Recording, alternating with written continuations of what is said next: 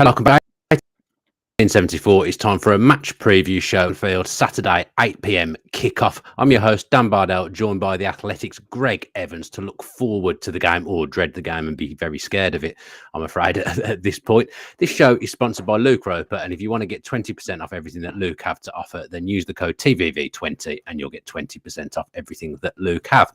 Right, the perfect guest today, we've got Gregg Evans with us, Global Gregg. You'll know him from the Normal Monday podcast, but we thought we'd get Gregg on for the preview show today because, Gregg, you've covered Villa for a long time. You still do, but your main focus now is Liverpool. So it makes sense to have you on the preview show today. Yeah, it's a nice welcome, Dan. Unusual speaking to you on a Friday. It's usually the start of the week. I don't like it. Yeah. I'm relatively fresh for a Friday. It feels good, but I've done quite a lot of previews this week. It feels like everybody's wanting to talk to me because they're the two teams that I've covered. So let's get into it. It's going to be a difficult game, isn't it, for Villa?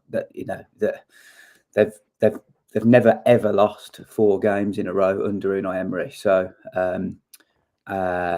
let's hope that run does continues, because if Villa go to Anfield and lose, it's going to be a really disappointing period that they'll have to look back on during the international break.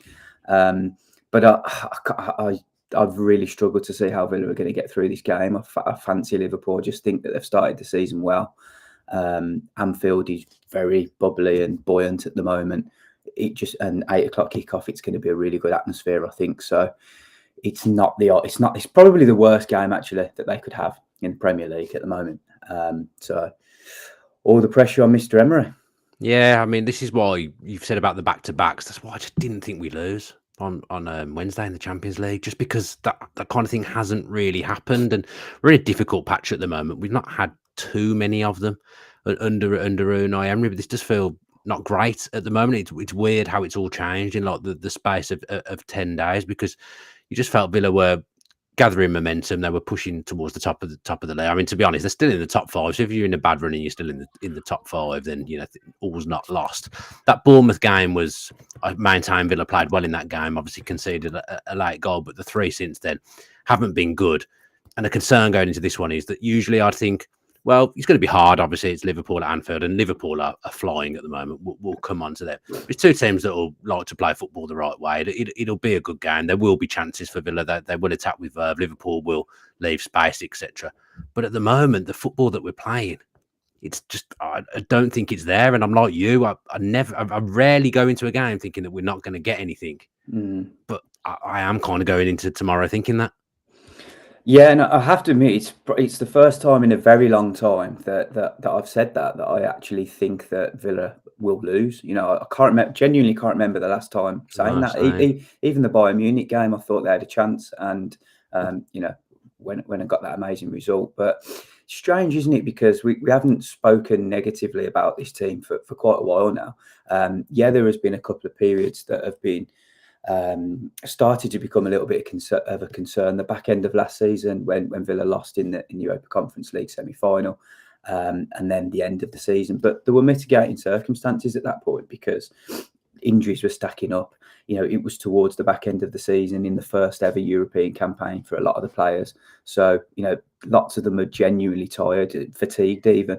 So you could half understand why the results were coming out like that, but Villa have only ever lost 3 games in a row under Emery 3 times, and that was in February 2023, the back end of last season, and this current run that Villa are on. So in some ways, it shows that the 2 years under Emery has been amazing, that there's only really ever been 3 fortnights that have been of real concern.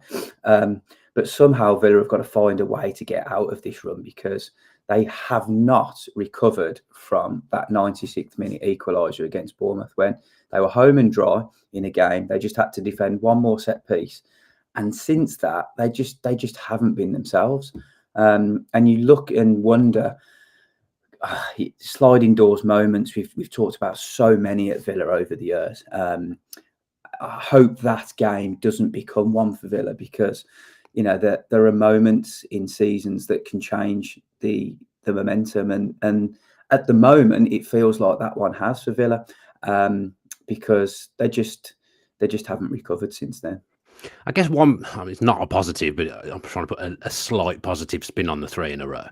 Is they've all come in different competitions. So it's not like you're like in the Premier League, if you've lost 3 in a row, that's pretty catastrophic, isn't it? But the 3 defeats have all come in different competitions. Emery clearly doesn't give much credence to the Carabao Cup. Champions League, they're in a good position still anyway because they've won the first 3 games. And obviously the Tottenham game was just a hammering. Obviously this could now become 2 defeats in a row at Anfield on Saturday. And just like when you win back-to-backs, that's what really gets you up the league and gets you forward. But if you start to lose back-to-backs in the Premier League, that's when you kind of lose ground, and it's hard to get back to where you want to be. One of the things that's concerning me most about Villa at the moment, Greg, is that, you know, we've talked about those periods before of losing in a row, and February 2023 was, you know, early in Emery's tenure. You know, I think that was to be expected. Last season there was loads of injuries when the bad run happened. This has come when we've pretty much got everyone fit. And I'm wondering, does that play into it a little bit? Because there is a little bit of an element of rotation now, and Emery's team so far at Villa have been built on consistency and rhythm of kind of the same team playing in the games week in, week out. Now he's shuffling and making a few changes. Do you think that's playing a part? I mean, I said this at the beginning of the season. I said, I don't think Villa know their strongest team. I couldn't name Villa's strongest team at the start of the season. Do you remember me saying that? That Man City, Liverpool and Arsenal pretty much knew who they wanted to play. But Villa, I don't think did. And I couldn't name it. And I'm not 100% sure Unai Emery could. So I thought that was a problem at the start of the season. That feels like it's carried on a little bit now. But I mean, we got to look back to at the end of October. There weren't any issues at all. You know, Villa were absolutely flying.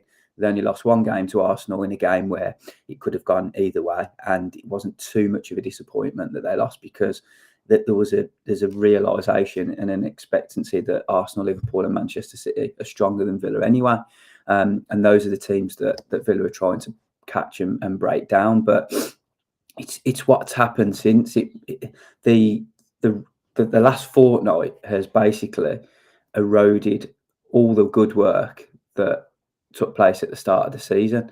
The Bruges defeat means now that the Bayern Munich win is not irrelevant, but it's not as important. And yeah, you'll never take away the feelings that supporters experienced against Bayern Munich, but in terms of points, it's a bit of a letdown, and you could see, you know, having spoken to people close to Villa yesterday, they told me that Emery was as angry as he's ever been at the club. You know, he was the most angry he's ever been, and that says a lot, really, because all of a sudden Villa have gone from being joint top of the Champions League to 8th, and if you drop down another position, it's so crucial, because there's another 2 games in a season that's packed full of games. There's too many games already this season. Every football club recognises that, and all the players are, worn out, are burnt out, and are quite angry actually about the fact that all these games are adding on and they never get consulted. So to avoid another double-header game is just so important, and Emery knows that Villa have lost a little bit of momentum there. Still in a good position, 3 out of 4 Champions League wins. I'm sure he would have taken that at the start, but the position that they were already in, he just knows that it's a bit of a letdown at the moment. Yeah, I think on the face of it, Villa have lost 2 Premier League games. They're 5th in the league. Nice mug. They've lost to Spurs and they've lost to Arsenal. Your Spurs away, it can happen, and look, they've lost to Arsenal at home. At Portman, Arsenal was strong, not shipping goals. They had a good start to the season, Arsenal, even though they're tailed off a little bit now. I think we'd lost the same amount of games at this stage last season. We'd lost to Newcastle. We'd lost to Liverpool at Anfield, funnily enough, as well. So we're in a similar state to a season where we finished in the top 4, and you would hope that there wouldn't be a kind of bad run at the end of the season like we had last season, because this squad, to me, is stronger, and that's why Villa have built the squad in the manner that they have. I guess the problem has been the draws, really. Ipswich, Bournemouth, Manchester United, those 2 defeats. If you put them in isolation, really, okay, we didn't want to get hammered by Spurs, but you can expect a loss at Tottenham might happen. It's kind of the draws around that have killed Villa, isn't it? Yeah, and look, we discussed them at the time, didn't we? We said not too the games were not too bad in terms of the performances, but to draw against Man United when they're in such bad form, to draw against Ipswich and Bournemouth, who at the time I did try and emphasise that Bournemouth are no longer this small team that we should be sort of not mocking, but no, I know what you mean. Yeah, and look at the results they've gone on to have since. They've beaten Arsenal and Manchester City, so a very talented team. But yeah, look, Villa want to kick on. They want to at least finish fourth, but under Nassif Sawiris and Wes Edens, the key words every single season are steady improvement. And pretty much every year Villa have done that. This is going to be the hardest year for them to kick on another level because, how do you do it? How do you finish third when you've got such an incredible, strong, experienced teams ahead of Villa? So, yeah, all is not lost. Absolutely, all is not lost, and there's so many more points to play for, so many more games to come, and I do believe that Villa will get it right again. I just think they're going to have to suffer short term and find a way because tomorrow's going to be really difficult as well.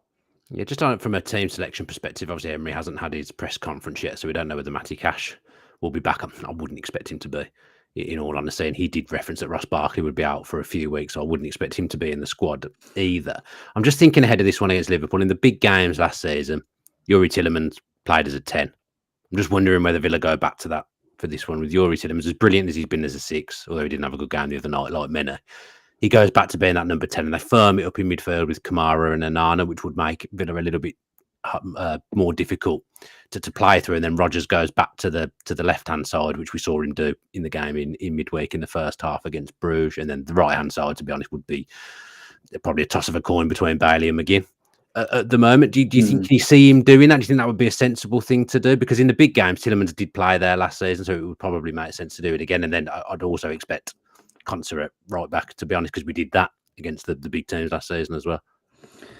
Yeah, I think look, Emery's going to have to go back to basics a little bit. I think it's going to have to be one of those games where, and Villa have moved away from this because of the qualities of their own team, but this is going to have to be a stop the opposition first job because Liverpool are flying, won 14 out of 16. And you can look at lots of different areas as key battles. Ollie Watkins. Let's take Ollie Watkins up against Virgil van Dijk as potentially a key battle. Van Dijk's had some difficult nights against Watkins. Yeah. The World Cup, the Euro semi-final where Watkins scored against Holland. So late on, that will be a memory that he doesn't want to remember, Van Dijk, and also obviously the 7-2 game where perhaps Joe Gomez, who was more of an issue on that night, but Watkins has had a little bit of success against Van Dijk, so that's a key area that hopefully Villa can use and try and exploit. But if you're looking at it the other way, Mo Salah's in great form. There's a new tactic that Liverpool use. They have like an underlapping runner that frees up space for Salah. So the midfielders at Villa are going to have to support Luca Dean down that side because Liverpool are getting so much joy around there. And then you look at the central midfield. Ryan Gravenberch is the most improved player in the Premier League, a player that sort of is so important in the build-up play. Van Dijk or Konate to Gravenberch, and then the play moves from there. So the onus is going to be on that number 10 or that more advanced midfield player to try and block that off and stop that. So that might be an area that Emery looks at. Who is my best midfielder to stop that and cut that play out? Interceptions, tackling in high areas. Feels to me like that might be a McGinn position, but yeah, just as you were speaking, that's exactly what I was thinking. Yeah, so I mean, it'd be interesting to see. Look, Emery would have done extensive analysis on Liverpool. He'll know obviously exactly the areas where they're strong. So yeah, I do think it'll be a day where they have to try and stop Liverpool first, and then try and use some of their ball carrying players. Watkins, Ramsey, Rodgers, to try and cause some problems. Yeah. In the summer, I blow my own trumpet here completely, so indulge me. On Sky, I said that I've been trying to find this clip for weeks and I can't find it anywhere. I said the best thing that could happen to Ryan Gravenberch is Liverpool don't sign a midfield player and he gets a run of games. He'll play every week. He'll show what a good player is because he didn't have that run last season. I've been desperately trying to find it. I can't find it anywhere. I know I said it, but you're right. He has been so impressive this season. Even the other night, 4-0 in the Champions League. Liverpool were brilliant, but he was a massive part of that. He has been brilliant this season, hasn't he? Yeah, he's been great, and look, he's one of only 4 Liverpool players who have started every Premier League and Champions League game. So that highlights the importance. And it's not really been that easy for Arnis. Like, he's lost his main keeper in Alisson, lost his main striker in Diogo Jota. So there have had to be some alterations and changes in this Liverpool team. But yeah, Gravenberch, Salah, Van Dijk, and Trent Alexander-Arnold, those are the real core of this Liverpool team, and the ones that Slot turns to regular. And yeah, Gravenberch is just this player that is so important to the build-up play, so cool and calm in possession. He's just able to break lines with his movement almost. We talk about players who are so good passing the ball and breaking lines. Yuri Tielemans at Villa, for example, but Gravenberch's movement, the way he can just turn and twist, and he's so agile, it often takes 2 or 3 players out, and then all of a sudden there's an overload, and Liverpool are so strong in the transition. So Villa and their high line, that is going to be another interesting aspect of the game too. Yeah, he's quite unique because of his frame as well. He's a bit like a kind of a central rangy, isn't he? Yeah, central midfield version of Rodgers. Because you don't see many players like Rodgers in his position with his frame. Gravenberch is kind of the same in the midfield area. I'm very scared of Liverpool's front three. The Brighton game like last weekend in the Premier League, Salah's goal, that is just normal for him, but that isn't a normal goal. He's just absolutely incredible. Just this elite level footballer that continues to hit big numbers and cause problems for teams every single season. Obviously, we know his contract situation. I actually said the other day on TalkSport that I think Salah's Liverpool's best ever Premier League era player. I'd put him at number 1 because the numbers that he gets are just frightening. And like I said, that goal last week against Brighton, that's just, he makes that look so normal, but it just isn't normal. It's such an unbelievable goal. My favourite goal actually of the season so far. And then the front three in the Champions League, geez, try something new. Luis Diaz in the number 9 position, and he gets a hat trick. So I'm very, very frightened going into this game because Gakpo's on good form as well. Yeah. I think he's having a really, really good season as well. He's been keeping Diaz out of the team, which is ridiculous because he had a brilliant start to the season. That front three at the moment, he's going to go with that front three again, surely, Greg. I'm not sure actually. Oh, really? So yeah, I mean, Darwin Núñez, I would expect to start and lead the line. I know that sounds ridiculous having just put Diaz up there and him scoring a hat trick, but there was a specific game plan against Leverkusen. Núñez had played quite a lot of games, and there's a very clear pattern of Slot and his coaching team are trying to manage the minutes effectively, and have done that really, really well so far this season. One of the successes at Feyenoord was how they how they rested players at key moments, bringing them off after 75 minutes, 80 minutes regularly in games just to keep them fresh, and then occasionally resting a player for 90 minutes and just giving them that, allowing them that impetus in the next game. So there's a real clear strategy there. I've actually written about Liverpool's substitutes in the Athletic this morning that they've made. It's incredible statistic. When I sort of unearthed it, I thought I've got to write a whole article around it, because out of I think they've made 70 substitutions this season. 57 of those substitutions have been made when they are in a winning position, and all 57 of those players have either helped improve the result or maintain the result. So Liverpool, alongside Newcastle, are the only team not to lose any points from winning positions. But there's a real specific plan for Arnes. Like, it's when they're ahead, off come the fullbacks, new fullbacks come on, off comes a defensive midfielder or a midfield player or an attacker. On comes Wataru Endo to see out the game. And it's really clever. It's pretty basic and old school, but it's just so effective and working really, really well. So just to go back to the front three, I wouldn't be surprised if Darwin Núñez started with either Diaz or Gakpo adopting one of the left-sided positions. But yeah, those forward players, they've got so many qualities and skills that are going to hurt Villa. They've just got to be so wary of it. And with Villa having a potentially makeshift right back, that could cause issues as well. Yeah, they've got Curtis Jones in the midfield, who's probably not even guaranteed to play either. He's back in the England squad. He's been brilliantly consistent for a long time now. But I feel under Slot, you're seeing a different type of Curtis Jones, mainly as a kind of more forward midfielder playing as a number 10. But every time I've watched him play for Liverpool this season, I've just thought he is so impressive as well. Yeah, and I think he, alongside Salah, he's perhaps one of the players who's benefited from a change in manager. I've seen this speaking to young Villa players for so many years.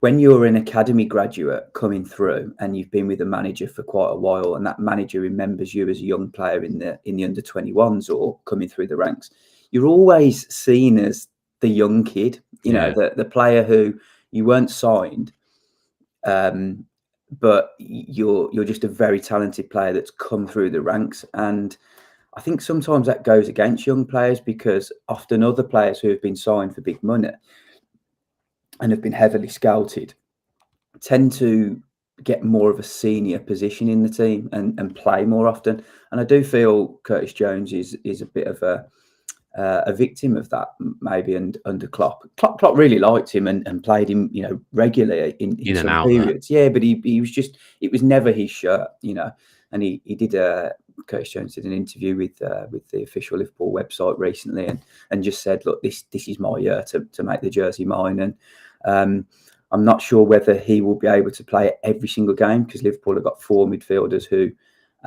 they typically tend to rotate, other than Gravenberch, who plays every game. So it's either 2 of Szoboszlai, Jones or McAllister. But he's in a good position, playing really well. If you'd have watched the Chelsea game, which was on Sky a couple of weeks ago on Sunday, he was amazing in that game. Yeah. Right, then let's finish then, Greg, with our either hot or freezing cold take ahead of this one. Oh, wow. This is a surprise. I didn't know this. No, you did it last time. I know that you have done it before. You have done it before. Well, I mean, there's no pressure on you whatsoever, because Dave and me are rubbish at it. I think we've made one good shout all season. For example, my shout against Club Brugge was that Ollie Watkins was going to score a hat-trick. So that's how good we are at that. That was certainly a freezing cold tag. I've got to be honest, I haven't really got anything lined up myself, but have you got anything that you can kind of say a unique spin on the game, Greg? Unai Emery to get sent off. Whoa, steady on, Greg. What's making you say that? Because he's just so agitated at the moment. Building with him, just building big time. Is he getting frustrated with the players? Well, I mean, it's just building, isn't it? You can see he's getting more and more animated on the sidelines, more and more frustrated when he slumped in his chair. Some of his comments that he's saying, that not digging out Mings, but saying that it was the biggest mistake he's ever seen in his career. It's just building, I think, for him. He's got to calm down. Okay. My take is going to be, because I've done the same thing the majority of the times this season, and one time it's got to come true.